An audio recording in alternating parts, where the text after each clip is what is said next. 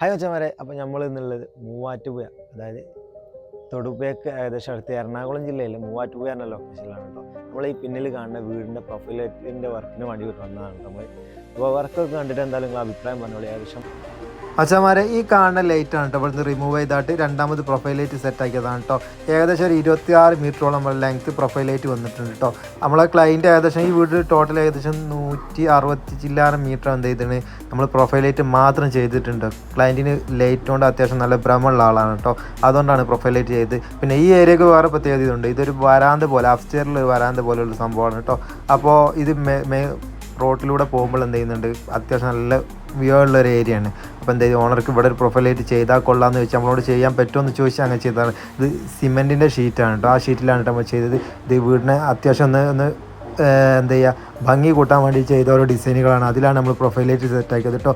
അപ്പോൾ എന്തായാലും വീഡിയോ കണ്ടിട്ട് എന്തായാലും നിങ്ങളെ വിലപ്പെട്ട അഭിപ്രായങ്ങളും നിർദ്ദേശങ്ങളൊക്കെ പറയാം.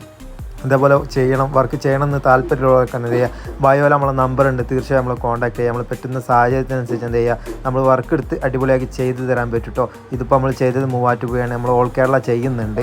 അപ്പോൾ സാഹചര്യത്തിനും സമയത്തിനനുസരിച്ച് എന്തായാലും നമ്മൾ ചെയ്തു തരും. അപ്പോൾ വർക്ക് ആവശ്യമാത്ത ഒത്തിരി പേര് നമ്മൾ കോൺടാക്ട് ചെയ്യുന്നുണ്ട്. പരമാവധി എന്താ ചെയ്യുക, നമുക്ക് ചെയ്യാൻ കഴിയുന്നതൊക്കെ നമ്മൾ ചെയ്ത് കൊടുക്കുന്നുണ്ട്. അല്ലാത്ത നമ്മൾ മറ്റുള്ളവരെ വിട്ടിട്ട് എന്തായാലും നമ്മൾ വർക്ക് വരുന്നത് അറ്റൻഡ് ചെയ്യാൻ കഴിയുന്നുണ്ട് കേട്ടോ. എന്നാലും വീഡിയോ കണ്ടിട്ട് എന്തായാലും അഭിപ്രായം പറയാം. അപ്പോൾ പറഞ്ഞ പോലെ ഓക്കെ.